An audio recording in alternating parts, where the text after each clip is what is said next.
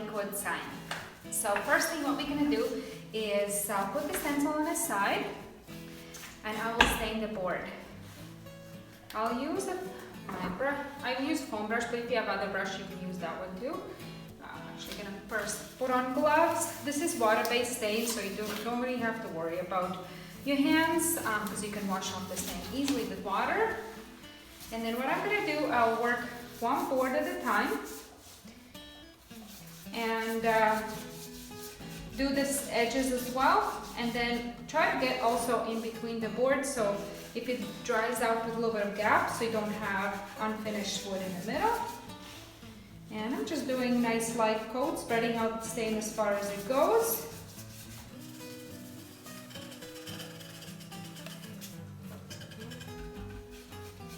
And then I'm going to use a blue shop towel and just wipe off everything that comes off.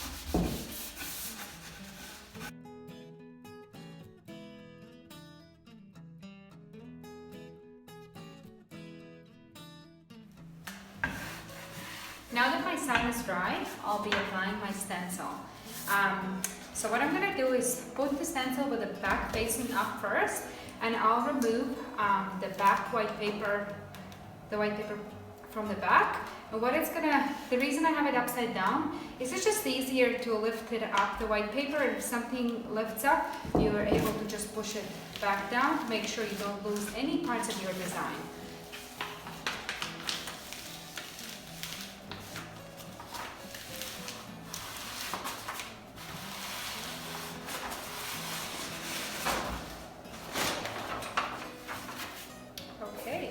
So now, what I'm going to do is I will lift it over, make sure that the sticky side is not touching each other, otherwise you might ruin your stencil. And so the design is centered on the black, it doesn't look like black stencil, but it actually is. And all you're going to do is just center it on your board and make sure it's about even on all sides. And once you're, let's see, I didn't press it hard, so I'm able to lift it up. I'm just looking at the stencil. Yeah, that's good. And now I'm going to take my hands and push out all the air bubbles from the center. And if you have like a credit card, I have a scraping tool. I'll just scrape all over.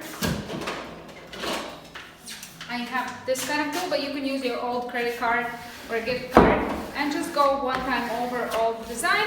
Make sure that the stencil is pressed firmly down to the wood.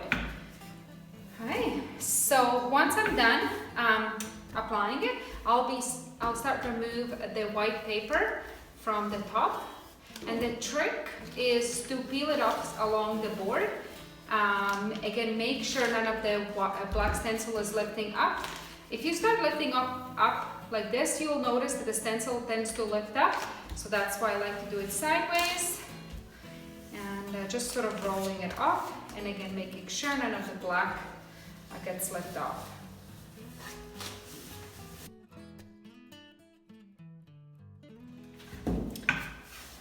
Once the white tape is off, I'm just going to go all over with my fingers.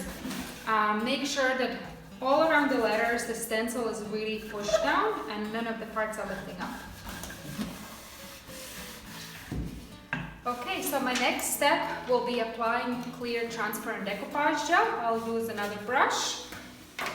And if you're worried, if you are worried that you might get some paint on the board, if you have some green tape at home, feel free to tape around the edges to make sure none of the paint gets where it doesn't need to be.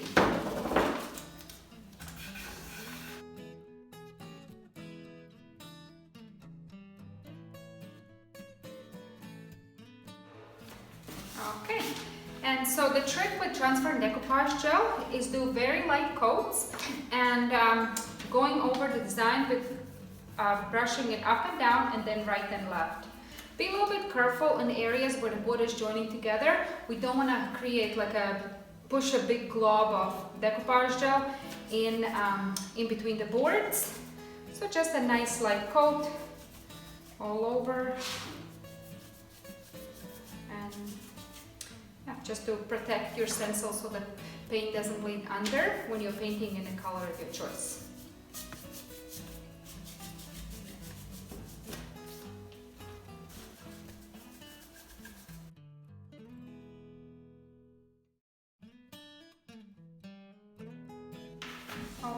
So now I'm done with the transparent decoupage gel. I'll let my sign dry. Now that my sign is dry, I will start painting. The main thing when you're painting these blank wood signs is to avoid using a lot of paint, and also you'll make sure you don't try to get the paint in between the boards. So you don't want to get a lot of paint in between, because what can happen if you have too much paint, once you remove the stencil, you're just gonna have a lot of paint bleeds in between the boards. So I'll show you how to do it. So you basically just very lightly dab your spongy into the paint. I actually like to offload it on a side first, so I only see the color of the paint, but don't actually see like a big glob of paint. And then I'll start dabbing. When I'm dabbing, make sure you don't push your spongy deep down. All you're gonna do is just lightly dab it over, and then just have it like a decent coverage. And then when you go across where the boards are joining together, so don't go in between, just let that dark line be right in between the boards.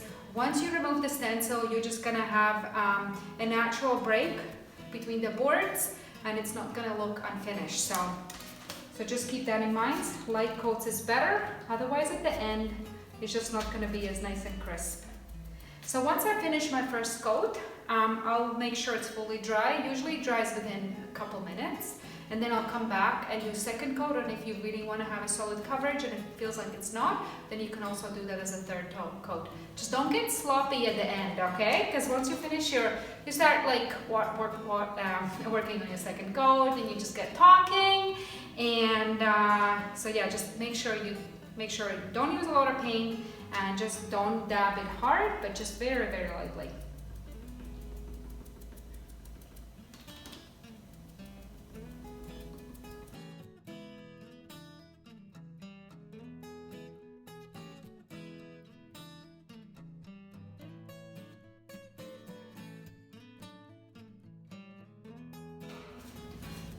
Okay, I did 2 coats of the paint, and now that it's dry, so to check that, you can just rub it over with your hands. If there's no paint left on your hands, then it's dry, nice and dry. So now we're just gonna remove the stencil. First, I'm gonna remove everything that comes off by just gently pulling off the stencil. Don't worry, the stencil will rip, and that's okay. And all the rest of the stuff that doesn't come off as I'm peeling, I'll just use X-Acto knife and just sort of slide it sideways under the stencil, and then lift up the pieces that didn't come off. And yeah, so when you are peeling off all those small pieces, just make sure you don't poke into the wood so you don't make holes and scratches on it.